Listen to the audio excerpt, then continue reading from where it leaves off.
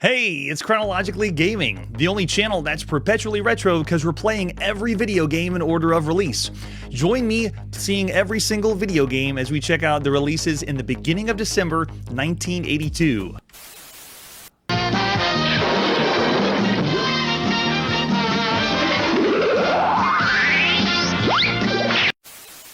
We were last playing text adventures on home computers. Let's see what our next game is.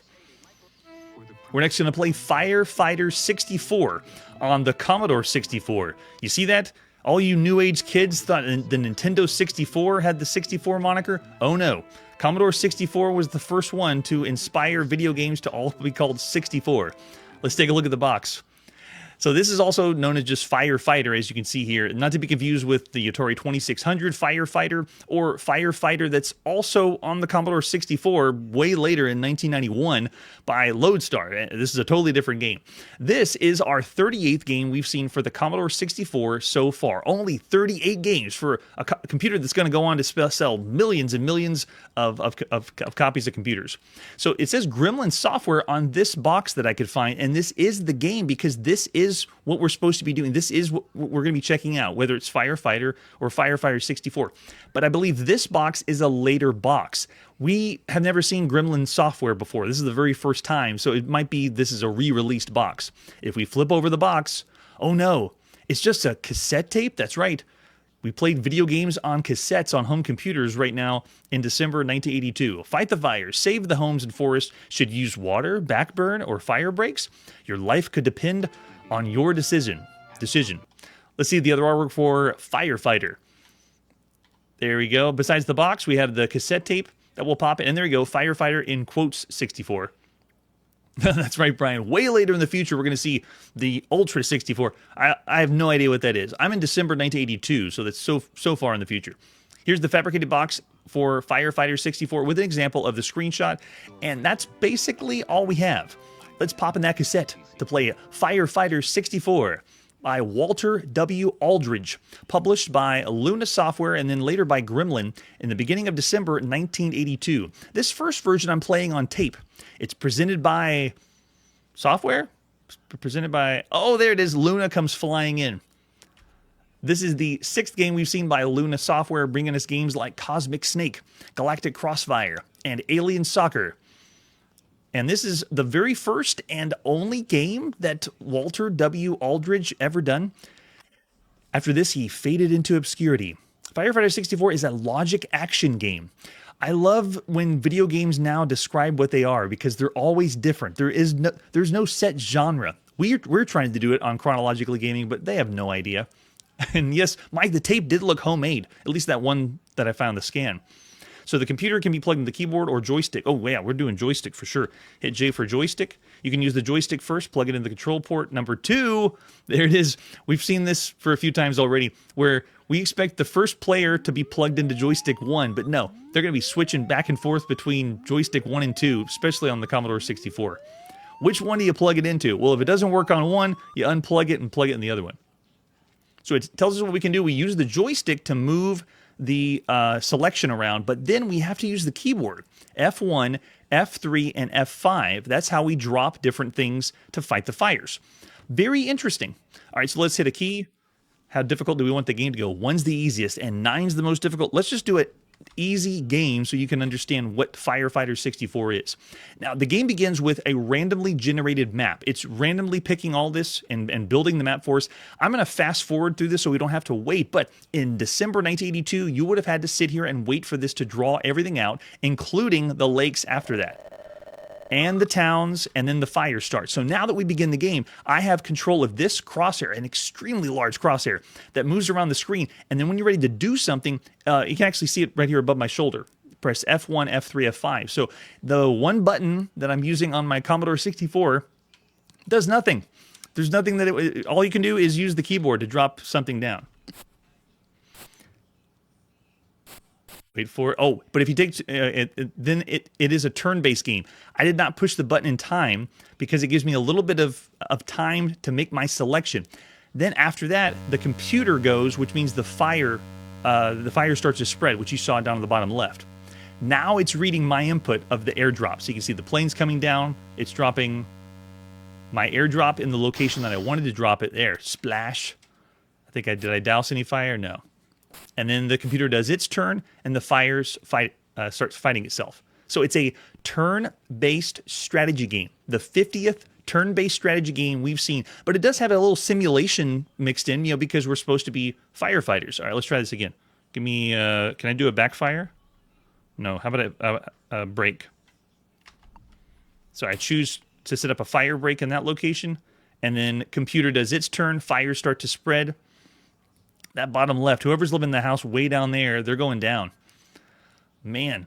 And some people in the chat are mentioning the model that you would play on the Commodore 64. Yeah, right now the cassette tape was very, very expensive.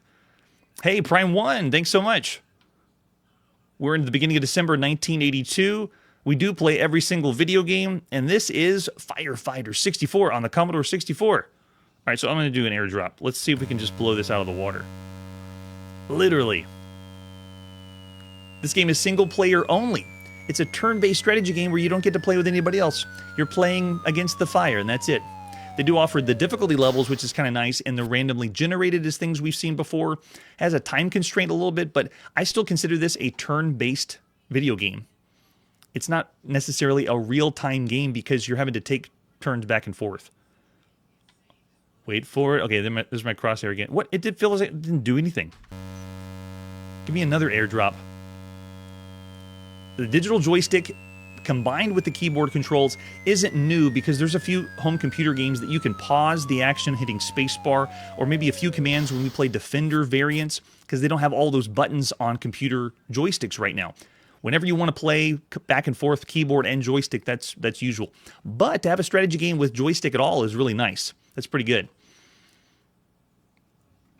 Oh, so it backfires the controlled burn and stays controlled. Okay, let's see if we can do it again. Does it let me do it here? Maybe that'll keep this one away.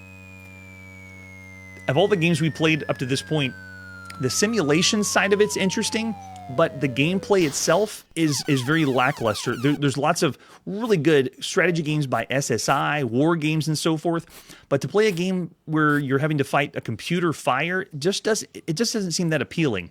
If someone in the live chat or in the comments down below wants to tell me how cool or unique this is, go for it. But after seeing every single game up to this point, and this being our 50th turn-based strategy game we've seen, I don't really have a lot of appeal to this. Firefighter 64 is an interesting novelty, but it's not really an immersive, amazing video game. Go! We have played firefighting games. This is the 14th that we've seen up to this point. Fire was one of the first ones we saw on the Commodore PET. After that, we saw Fire on the Game & Watch, the silver version and the widescreen version, and also Mickey and Donald was on the Game & Watch that had firefighting. We also saw Firebird on the Apple II and the Atari home computer. Towering Rescue was a handheld firefighting game by Gakken. Firefighter by a Magic was the one on the Atari 2600. Towering Inferno was a really good one on the Atari 2600. But you know what this one really reminds me of? A game we had played called Forest Fire 2 on the Atari home computer. It's the closest to this of like the turn-based simulation slash strategy game. Yeah, right? And looking over in the chat, people are already throwing out ratings. And that's what we do here on the show. Picture yourself being in December 1982, and this is all these games are, we don't know any games about the future. How would you rate this based on everything else that's available on all home computers right now? I'm going to have to go pretty low. So there you go. There's the taste of Firefighter 64. At least your first experience if you popped in that cassette or tape to play. I would give this subpar, below average. Looking over in the chat, I got a 2 to 2.5 star. 2.5 from James.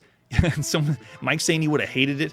Yes, if you're playing it as a kid, for sure. Maybe it's something of for an adult that would enjoy it better. Jeremiah's throwing 2 stars out. So of all the games you could play across all home computers right now, I don't necessarily want to call it in the bad range. I'm going to say 2.5 stars. It's okay when you consider the other games out there, but it is competing against way better strategy games that you would find much more enjoyable, but I don't want to say bad. It's not a bad video game, at least everything up to this point.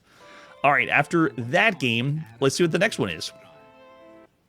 We're next going to play on the Commodore 60. Wait, no. the Commodore VIC-20. It's still going on, even though there's a Commodore 64 out there. This is Firefighter 2.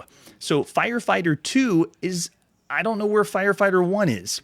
This is the only game. If they made a Firefighter 1, it's even more rare because all I have is a few screenshots for this compared to the first game. But it's made by the same person, the same idea.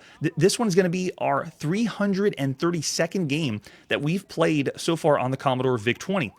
This one is by Luna Software, the 7th game we've seen by this company, and it still is by Walter W. Aldridge. So I guess this is the second game that Walter did. Way to go, Walter. It is the same Firefighter game, but why it's called Firefighter 2, I'm not sure if it's an update or a remaster or a re-release or so forth. All right, so let's pop in Firefighter 2 to play on the Commodore VIC-20. Luna Software in the beginning of December 1982. All right, so this one kicks off with a completely different aesthetic. I don't have joystick control. I have to type in the coordinates. I have to put in the row and column of where I want the fire to go. Already a downgrade compared to the game we just played on the Commodore 64. They're trying to make the Commodore 64 look better. It's a conspiracy, I tell you. But yeah, it's a turn-based strategy game that's even lower tier than what we just saw on the Commodore 64. I'm not enjoying it nearly as much, and I would say that, yeah, I would say this one, I'm already going to stop that because Firefighter 2 is not even worth the time. I'm just going to say, of all the games you could play up to this point, I will call this one a bad game. I can understand why this one faded into obscurity even more than Firefighter 64. Play Firefighter 64 if you had to choose between the two right now. All right, so after that game, let's see what our next game is. Well, I get even lower ratings. Over in the chat, we got 1.5 stars. Yes, and no, it is not two-player. It's a one-player only game as well. All right, our next video game is on the Atari home computer. Let's check out Fort Apocalypse. I love the name, and we've seen it in ads already. It's time to finally play Fort Apocalypse. Oh, yeah. And it's by Synapse Software. The box, the way that they do their computer video games, everything we've seen by this company so far is amazing. They are the reason why I am a big fan of this era of gaming. They are pushing the limits, and they remind me of a lot of games we're going to see on the Sega Master System and Nintendo Entertainment System. That's how good Synapse Software is, in my opinion. This is the 436th game we've seen on the Atari home computer so far. This is Synapse Software's 13th game we've seen up to this point. After Protector 1 and 2, Chicken, Nautilus, Slime, Seamus, Picnic Paranoia, Necromancer, and Survivor. Really, really good games. Hits, if you will. The front of the box is pretty good, too. Let's flip it over on the back. Oh, and someone's bringing up the copy of this. Yeah, I don't have a copy of this. Thanks so much for everyone on the internet bringing us the scan so we can check this out. It's multiplayer arcade combat action. Requires joysticks, disk drive, or cassette. Wait, what? Multiplayer? What do they mean multiplayer? I thought this was a single player only. How do you play with multiple people? I am intrigued. I wonder if they changed something up in the game, or the version I have isn't multiplayer. All right, let's see the other artwork for Fort Apocalypse. So we have the version that was done for the cassette, which is right here. It was also on cartridge, and it was also on disc. All the medium that you would want to play video games, you can do it all, right? Nice, Steve. Oh, you need to hang out with that friend if he's got this game.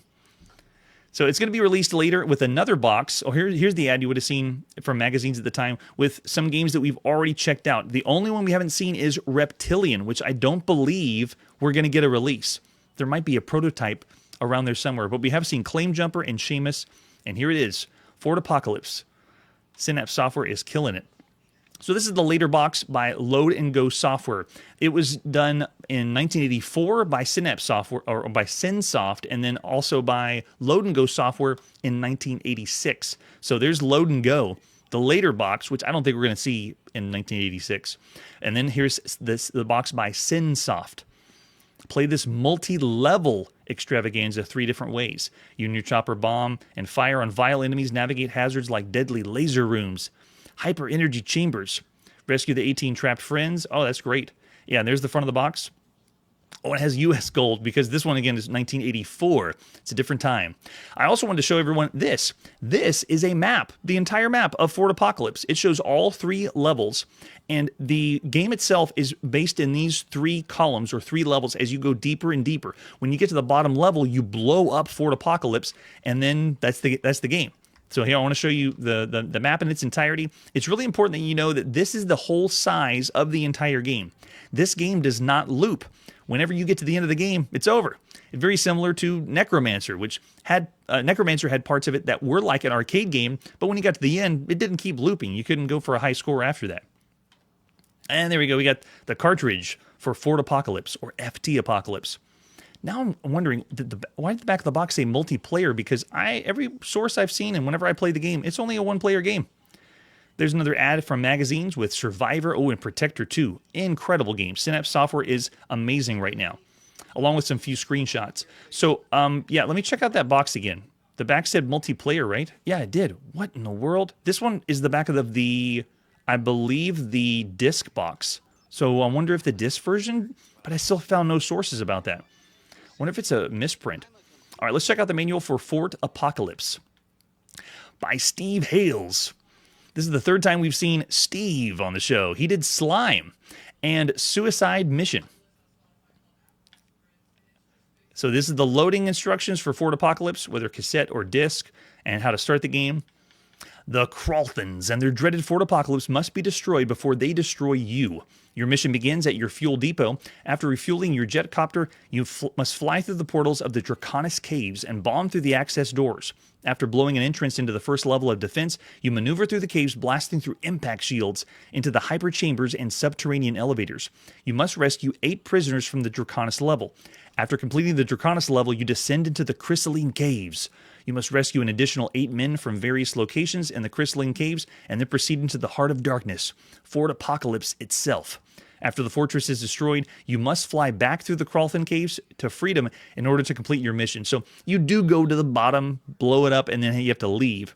You have a rocket copter controlled by the joystick. So we got a helicopter and a rocket copter. You fire interceptor rockets pressing the joystick fire button. And I have an Atari VCS joystick plugged in. You have one red button to play this game. You have interceptor rockets used to destroy the Kralthan tanks, missile drones, and plasma bombs too. Oh, we have a fuel depot. We have to make sure we refuel. The Navitron is a long-range navigational aid. It will give you information about the terrain as well as enemy units in the area.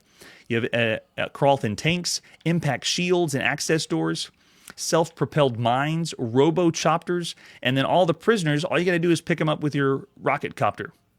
There's landing pads that are scattered throughout the caves, and whenever you land on them, it is essentially a checkpoint. So you have checkpoints within the game as you make your way or descend down below.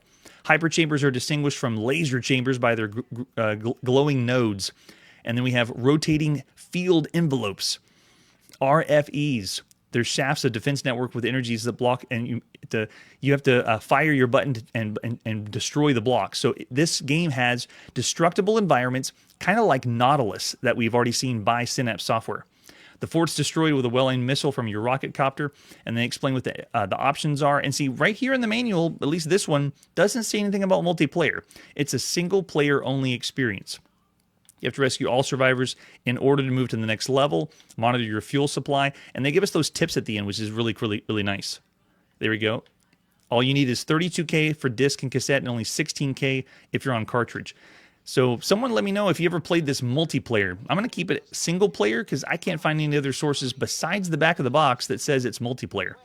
We have some alternate versions like the version in the United Kingdom by Synsoft, but we're going to play the very first. Let's pop in Fort Apocalypse to play by Steve Hales and Synapse Software in the beginning of December 1982. Bring it in. Bring it on.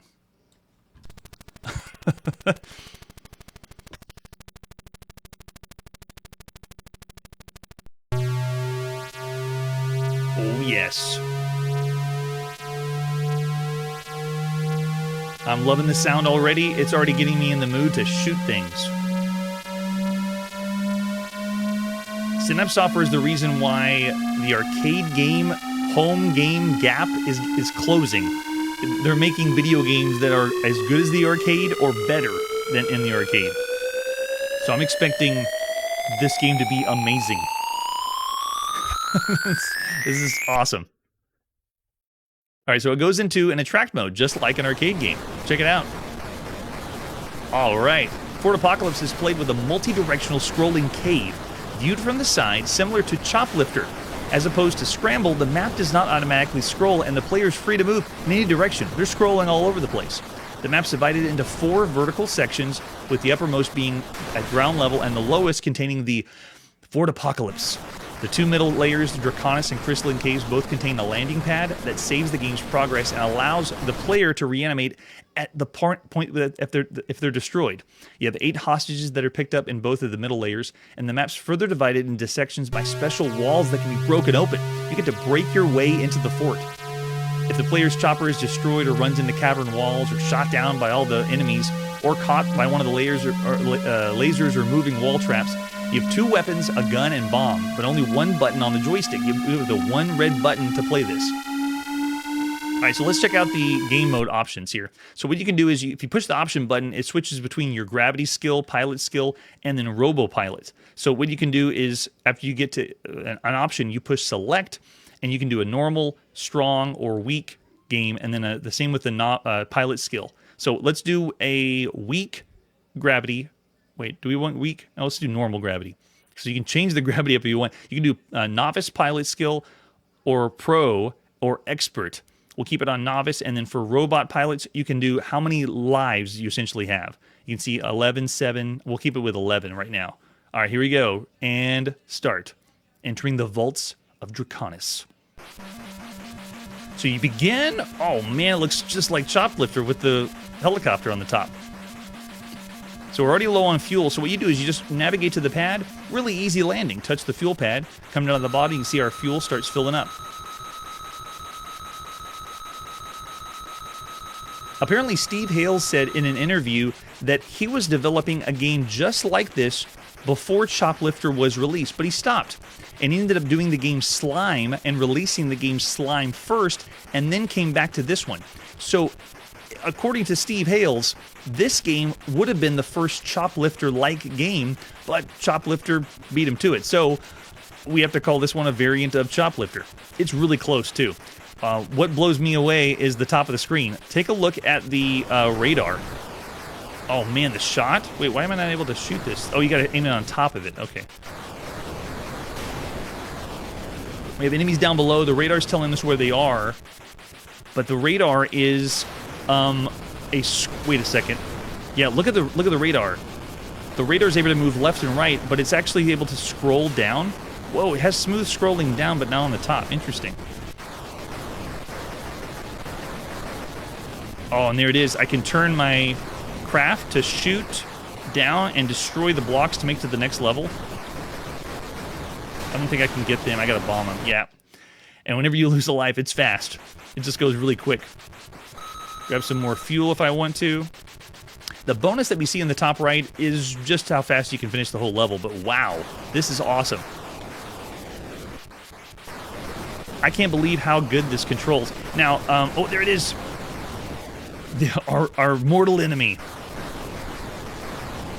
When we first saw Choplifter on the Apple II, you had 2 buttons. You had a button to swivel back and forth and change. So this one is done really well with 1 button, because I can just do I would actually say it's controlling better than Choplifter that we saw ported to the Atari home computer.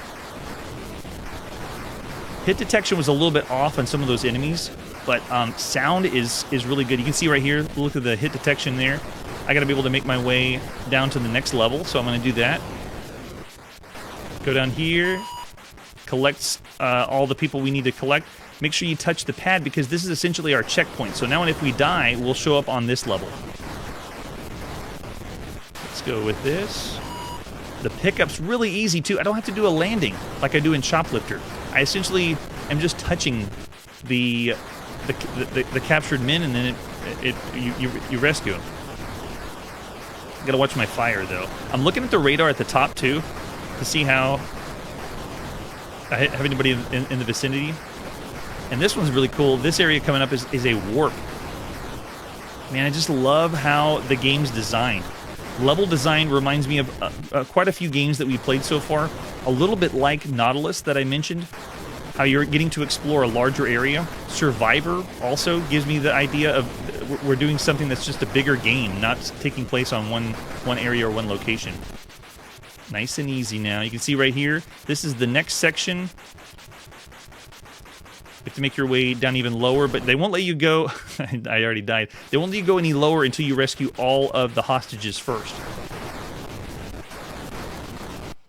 But the different enemy types, and I would say the level is what makes this the best. But wow, there's so much to say about this type of game. This one is essentially not just a scrolling. It's not just a scrolling shoot 'em up. It's like a mixture of an arcade game and a shooter that's slightly exploratory. Like we're not just having to go in one location or one thing. All right, let's rescue everybody here. Okay, we got one more left. Let's see if we can find them. So this is where we need to go down, but we can't do it until we rescue the last guy. There's been games that can't be defined as like a true shoot 'em up or an auto-scrolling shoot 'em up that we've seen so far. Games like Invaders from Hyperspace on the Odyssey 2, Sky Skipper by Nintendo that's in the arcade right now, Marine Boy that's in the arcade, Buried Bucks is another one that happens to be controlled by a helicopter that's really good right now too. Also, you really need to compare this to Chopper Rescue by Microprose. That one is exceptional. This one, however, is single player only. Chopper Rescue had lots of multiplayer modes to check out. Now, I can try for the warp, which I think I'm going to try. Let's see. Yeah, there we go. It just lets you warp from place to place. Oh, but don't touch the walls. I don't know if I can call it action-adventure because it's essentially doing what Shoplifter did. You know, that one's not the warp. We need to find our last hostage. And then we can make it to the next level and go work our way down. What's wrong with these lasers? Okay, I think we got him. There he is. Okay, we got him. Now we can make our way all the way to the left with hopefully not being destroyed by the lasers. Quick! Also notice we didn't have to return them to another location. Once you rescue the hostages, that's it. Okay, now we go to the next level. Entering the Crystalline Caves. I'm taking my time because I'm explaining the game. We're also playing on the easiest difficulty, so you do have other options and replayability, but the map is all that I showed before we started here. That's all this game is those 4 levels. Then you blow it up, you blow up Fort Apocalypse, then you go out. I can't believe that's funny. And then we have the checkpoints too. It's so good in the way it's presented. Okay, make our way past this one. You can see we get a couple right there. Plexar was here. I wonder if that's supposed to be an Easter egg or something. This is so good. I wonder why that one didn't blow him up. I think that one wrapped around for us, right? Yeah. Make our way this side. We got to be able to go down here, but you have to make sure you wait until you make it the right time. Look at this.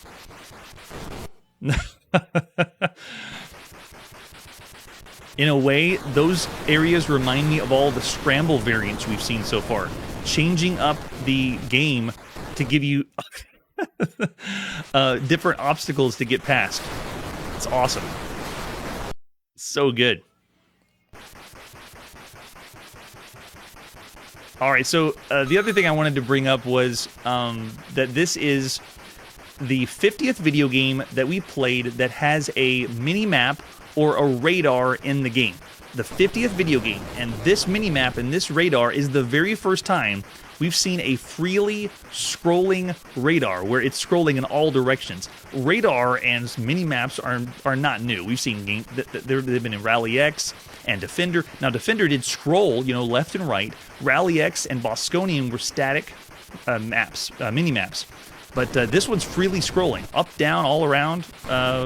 It's very, very impressive. It is a little choppy, I can see on the left, or when you go left and right. And you can see, there's my rank, making it to the end. But man, oh man, it's good. It's so fun to play.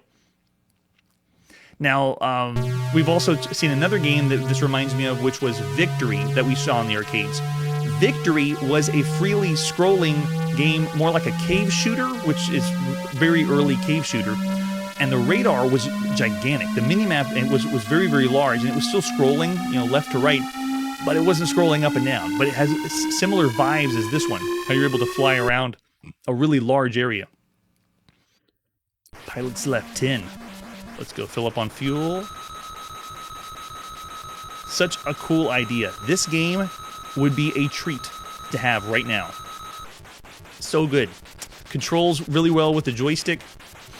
And the cartridge, if you are playing on the cartridge version, this is a cartridge that is 16 kilopower. The largest sized cartridge that we've seen so far. Several games have a 16 kilobyte sized cartridge, but they put out no stops for this one. I need to switch to my bombs. Let's go to this side. Just destroy them. Oh, that time the other helicopter got me. No fault of the controls, though. The gravity option that I gave us with normal, notice how we're slowly descending, but you can mess with that too and have different game options for a different experience. I would love to know if this really is multiplayer, because that would set this even higher, in my opinion, for all the games you could play up to this point. But I can only see this as a single-player only experience. They keep a temporary high score for you, which is really nice. And I already mentioned it as a variant of Choplifter, especially by the way this looks, but I mean, it's debatable which one came first. We are saying Choplifter, and I'm sure Steve Hales and Dan Gorlin, like the developers, can be developing lots of games at the same time. We're only considering the releases, though, of the games when they came out, when we could play them, or you could play them in December 1982. Oh, right now, yeah. Paul's mentioning the Atari 2600 cart sizes. At this point, the largest Atari 2600 cart size we've seen has been 4 kilobytes. But where it's going to go, in the future, we're going to have huge, as I think you said, as much as 128 kilobytes. That's ridiculous. That makes no sense to me right now. At this point, we've seen Choplifter first on the Apple II, then we have also seen it for the Atari home computer and the Commodore VIC-20. There's been variants of Choplifter that we've seen up to this point, like Lunar Leaper and Rescue, that we saw in the arcades. This one is kind of like a variant of Choplifter just because of how closely it plays. You could call this a variant of Chopper Rescue by Microprose if you wanted to, but this one is the 26th game that we've seen so far where you're getting to control a helicopter, or a helicopter is the main protagonist of the game. It's also the 49th video game that is a transport game, which means you're transporting cargo, luggage, people, you're moving them from place to place. We're going to see this game next year on the Commodore 64, and I'd like to see how this one fares because this one is exceptional. This is a very, very good game. And I haven't seen anyone throw out ratings yet for this title. This is really good. Of all the games you could play up to this point in December 1982, Fort Apocalypse is a real treat. The only thing that this game has that's bringing it down is the brevity. It's just too short to go through the 4 levels, blow it up, and then come back, and then it doesn't repeat. There is no high arcade loop. It also doesn't have the game modes or play modes that most other games have. So it's still really, really good. Brad's throwing out 5 stars of all the games you could play across all home computers right now. That's a big one. James is saying 4.5 to 5 stars. Oh, yes, and I would say the hit detection as well, James, yeah. Jeremiah's saying 4 stars. Paul's saying 4 to 5. Mike's not impressed as compared to all the games out there. And Mike Mayberry, saying 4 stars. I'm going to say it's, I'm going to say more than 4 because this is doing lots of things that we haven't seen other games do because we've seen tons of Defender variants, tons of Scramble variants, and this one is just a notch above all of those. So we've seen very good ones that I said 4 stars. I'm going to have to say 4.5, but I won't say 5 because of the other things that I said that brought it down. It's still one of the best games that you could play right now on any home computer. Way to go, Fort Apocalypse. And I just want to see what else is Synapse Software going to do because most of their games are really good hits. All right, let's see what our next game is. All right, a breath of fresh air. I don't know what we're going to get, though, because this is Frogger on the Timex Sinclair 1000, or if you ported it over to the to Europe, the Sinclair ZX81. This is Frogger. How are they going to do? We've already seen Frogger on the TRS-80. What's Frogger going to be like on a calculator? Here's the box for the official Frogger. You can see it's Timex Sinclair 1000. I only found some sources of this only being in North America for the Timex Sinclair 1000. I don't know for sure if it really was ported to other places, because there's another game called Frogger that was released in the United Kingdom for the Sinclair ZX81, but they had to change the name. We're going to be seeing that one a little bit later when it released at some time in 1982. So this game is the 94th video game that we've seen for this calculator, the Sinclair ZX81 or Timex Sinclair 1000. This is the 10th game we've seen in the official series of Frogger. So we saw the arcade game of Frogger in June 1981. We've seen Frogger on the NEC PC 6001. We've seen Frogger on the Atari 2600, the Coleco handheld Frogger, the Atari 800, or the Atari home computer, the Apple II, the TRS-80, the Tommy Tudor, or the Piuta, and the Philips VideoPack G7000. This is by Timex, published by Timex. The 5th time we've seen this company bringing us games like Backgammon, Big Flap Attack, and the very strange Batcage. This box looks just like the ones we saw that Sierra did, because we've seen the ports of Frogger for other home computers. The first ports, at least, of Frogger. Yes, right? Jeremiah's saying you got a copy of this. If I flip it over the back, you bet it's a cassette tape. We're playing Frogger on a calculator. It has to be on cassette. This is by Konami. In other words, licensed first by Konami, because they're the ones that originally made it. The 37th time we've seen Konami up to this point. They've done 18 games in the arcade so far. 3 for the NEC 6001. 1 game because it's Frogger on the Atari home computer and the Apple II. 2 on the Intex Adventure Vision, 1 on the VideoPack, 3 on the Piuta, 1 on the Sword M5, 3 on the Arcadia 2001. This is the first time that a Konami game has been on the Sinclair ZX81. And you can see there's Sega here because the licensing was picked up by Sega. Sega, this is the 44th time we've seen Sega on the show, but not to be confused with Sega Gremlin. They've done 40 games so far in the arcade. We've seen 1 on the Atari 2600, 2 on the ColecoVision, and Cornsoft is the one that did this port. Way to go, Cornsoft. Do we have any other artwork for Frogger on a calculator? Besides the box, we have a screenshot, exactly what I expected it to look like. And we have the manual. Tell us how to play Cornsoft. This is the 10th time we've seen Cornsoft on Chronologically Gaming. They've done games like Scarfman, Space Castle, Avenger, and just recently, Crazy Painter. It tells us how to load, and the instructions say the frog is hopped by pressing the keys A, Z, N, or M to go up, down, left, and right. Is it in quotes because we're not really going to hop, or I guess it doesn't look like we're hopping? Maybe there's not enough animation. You have to avoid the traffic, snakes, crocodiles, and treacherous diving turtles. The frog must reach home before time runs out. That's right, it's Frogger. It's official Frogger. There's the scoring and bonus points. Hashtag LadyFrog.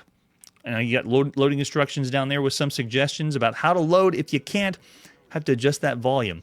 Let's pop in that cassette tape to play the official Frogger by the Cornsoft Group, released in the beginning of December 1982. Let's see how this... Oh, look at this. This is so cool. Now, bear in mind, you probably would be playing this on a really small computer. Remember, the Sinclair ZX81 and the Timex Sinclair 1000 is a really small computer. It's so tiny. And it uses a membrane keyboard. Like you could spill a cup of coffee on it and be just fine, because it's very similar to a calculator. So I really want to see how this works. How in the world? Okay, press P to play. How many players? Let's do a 2-player game. It is hot seat multiplayer, so you don't get to play at the same time. But I'll do, just to show you the difficulty, let's make player 1 really easy. Let's do a 0 for player 1. And player 2, let's crank it up to 4. So here we go. Player 1 is going. The way that you control this is the keyboard. You use A, Z, X, and C to move up, down, left, and right. So you're just pushing on your keyboard, your little spongy keyboard, to get Frogger to move around. And it works. I do see maybe a little animation. Maybe I'm imagining the animation. But there is no sound. There's no music. Nothing like that. There is very rare cases where we get some sound or music from the ZX81 because they're doing some trickery, but I'm talking like only one or two that have that. To tell you the truth, I was just about to jump into the home and thought it was an alligator there, but it was the fly, just because it's hard to tell which one's which. All right, you ready? This is the max level. Look how fast everything is on level 4 when you play as player 2. Whoa. That is unfair. That's barely playable because you have to remember you're playing this keyboard controlled only. All right, let's go back to easier. Oh.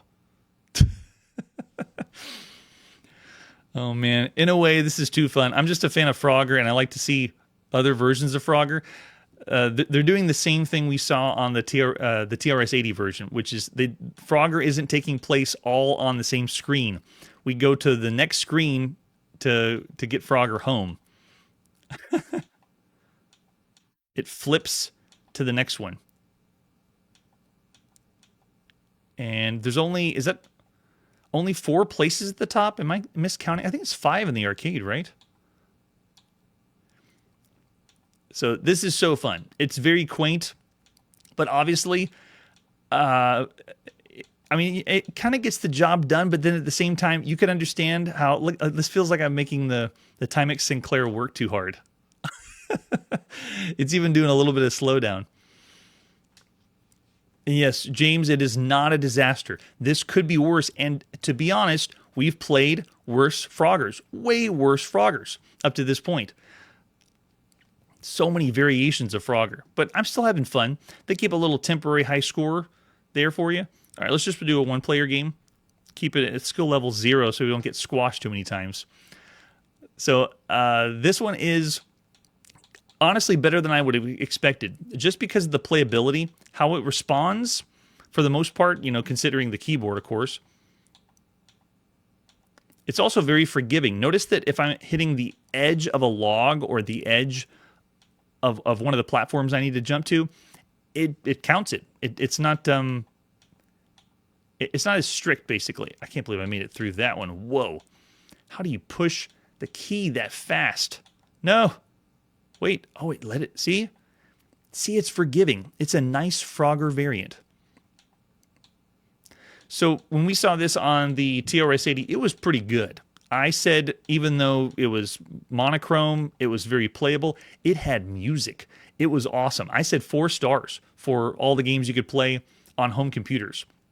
And this year, 1982, has been the year of official Frogger for releases. All those other ones that I mentioned, the majority of them were home computers. All right, let's see if we get anything fancy. I didn't see any of the Lady Frog. Did anyone notice? Probably because I can barely tell which one is the Lady Frog. Oh, gosh, yep, and they're already speeding up the difficulty. We're already getting a rating from Paul here on the live show. 3.5 to 4. Oh, I see. 3.5 to 4 for the Sinclair ZX81, but 2.5 overall when he's saying compared to all the games you could play on all home computers. And yes, I'd bring it down because playing on this as the keyboard control only is really what's bringing it down. Oh, look at the turtles dive underwater. Okay, now I can see that it's a fly at the top. Got it. I don't see the Lady Frog, though. It works. For my first experience, after seeing every video game up to this point on all home computers, this is not bad. I could not call this a 2-star game because it plays and it works. And then Mike's agreeing with Paul on this one. M. Tiskey saying 2.5 stars. James is throwing out 2.5 to 3, and Jeremiah is throwing out 3. Yeah, that's good. If it had playability or play control with a joystick or a way to play with not just that keyboard, then it would have been rated higher. The TRS-80 version had it, so that's why I would say still holds at a 4-star game for all the games you could play up to this point. On the Sinclair ZX81, this is pretty good. I'd say yes, 3.5 to 4 for this on the Sinclair ZX81. Maybe 4 for the Timex Sinclair 1000. For all the games, though, you could play on all home computers right now, I got to sit just straight average. Average for everything you could play up to this point. Brad's with me there. Jeremiah, 3 stars. James is also saying, 3. MTISC's a little bit lower. I'd still say, yeah, average. For everything you could play on home computers, it gets the job done, and you'd have a good time, especially if you were that poor kid who had the Timex Sinclair 1000 and not, a Coco or a Atari home computer. All right, that's where we got to put all our video game playing on pause. We will keep going on this crazy quest to see and play or showcase as many video games as we can in chronological order, because that's what we do on Chronologically Gaming. Next time on the show, we play some fun games. Shoot invaders in Japan, go to Jericho, dig not quite like Dig Dug, and Gorf gets ported to a home computer. That's it for today, and like I always say, we didn't really fight any fires or really save anyone, but video games give you the sense of accomplishment to make you feel like you really did. Hey everybody, thanks for checking out the channel and joining me on my quest to play every single video game in order of release. We'll be streaming live every weekday at 9 p.m. Central, so join us and let us know if we missed any games along the way. This video would not be possible without Launchbox, RetroArch, and MAME. Tell all your friends there's some crazy guy named Chronologically Gaming trying to play every single video game. We have links down below that'll send you to places like our Discord and Patreon, and one that says all the video games we've ever played. If you go there, it's a list of everything, and you can click right to the game you want to see. Chronologically Gaming is the name to look for. We are perpetually retro, and we will catch you next time.